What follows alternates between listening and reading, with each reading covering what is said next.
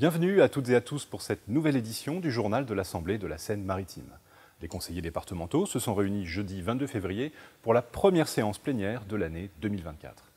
Une séance riche en débats avec la présentation de plusieurs rapports et bilans, marqueurs importants de la politique départementale.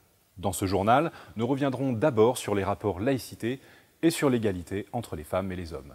Tous deux illustrant l'engagement et l'action du département pour défendre et faire vivre ses principes et droits républicains.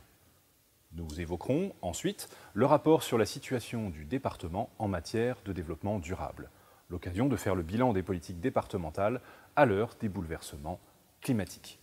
Enfin, nous reviendrons sur le rapport d'orientation budgétaire, étape essentielle dans la préparation du budget du département, dont la version primitive sera votée justement lors de la prochaine séance des 28 et 29 mars. L'égalité, la laïcité, ce sont des valeurs essentielles de la République auxquelles le département est fortement attaché. Et ce sont sur ces sujets que s'est ouverte la séance de ce jeudi 22 février, avec deux rapports présentés par Nathalie Lecordier, vice-présidente en charge de l'enfance, de la famille, de la santé et de l'égalité des droits. Ces deux rapports constituent des états des lieux des politiques publiques de la collectivité tournées vers la population, ainsi que des politiques au sein de l'administration départementale.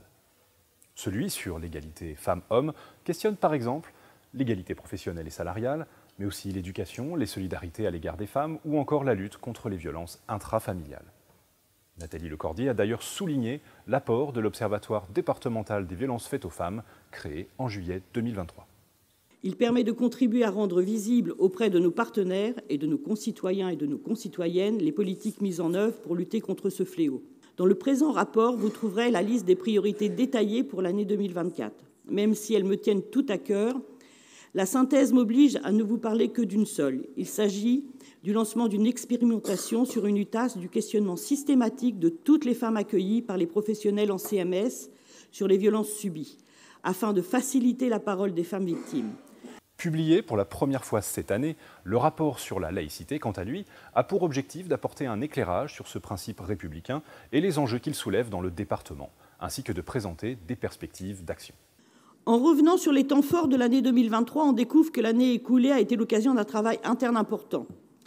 Il a notamment consisté en l'accompagnement des équipes de direction confrontées à un manquement ou une suspicion de manquement au devoir de neutralité, la formation des agents intéressés aux valeurs de la République et à la laïcité, l'intervention et la sensibilisation auprès des agents, aussi bien ceux des CMS que ceux de la DRH, et enfin la mise en place et l'accompagnement d'actions en faveur des collégiens et des collégiennes, des actions financées dans le cadre de l'appel à projet prévention de la radicalisation, et puis l'outil Snapshot, cette application de réalité virtuelle qui permet de susciter le débat chez nos jeunes. Son nom proche de Snapchat, ça ne vous aura pas échappé, la fameuse application de messagerie instantanée donne la couleur. Nous voulons nous adresser aux jeunes en reprenant des canaux qui leur sont familiers. Et donc Snapshot permet de les plonger au cœur de situations particulières. Ils peuvent ainsi mieux prendre conscience des discriminations.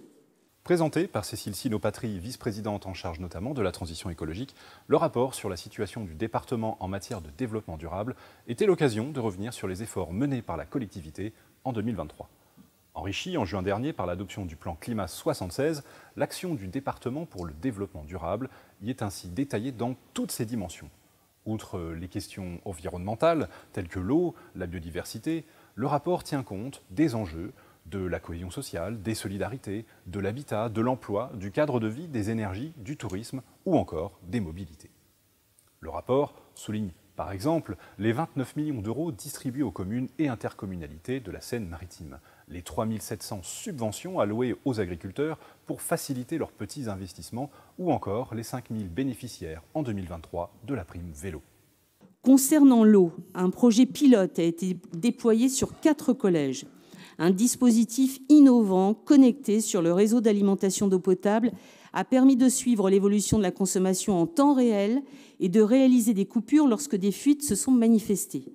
Sur 9 mois d'observation, on a pu ainsi économiser 6 500 mètres cubes d'eau, soit, et je n'en revenais pas moi-même, l'équivalent de 3 piscines olympiques.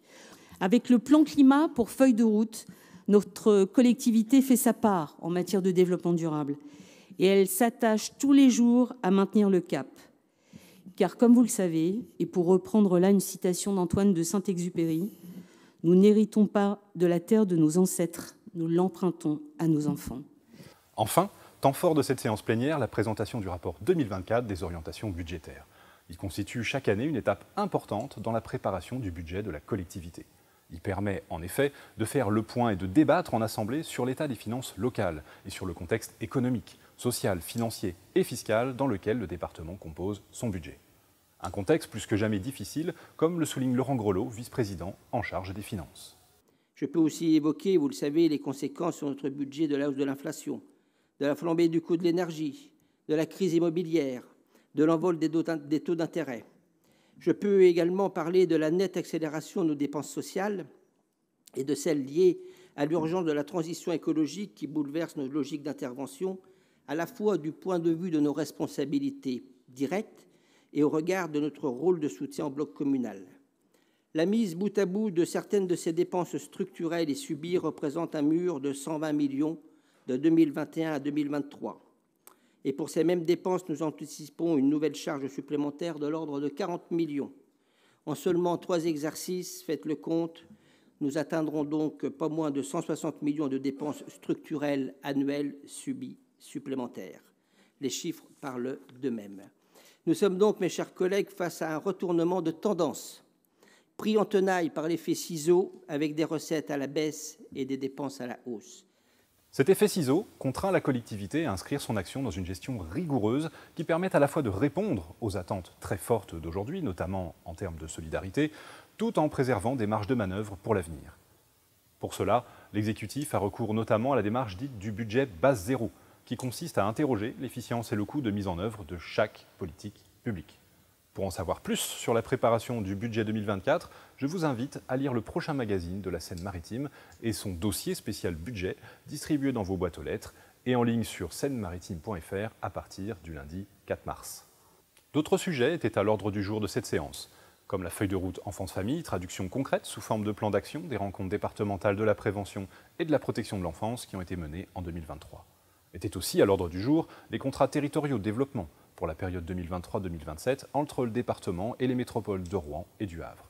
Merci de nous avoir suivis. Si vous souhaitez voir ou revoir les débats, rendez-vous sur seine-maritime.fr rubrique Mon département et rendez-vous les 28 et 29 mars pour la prochaine séance qui sera consacrée à l'examen et au vote du budget primitif 2024 du département.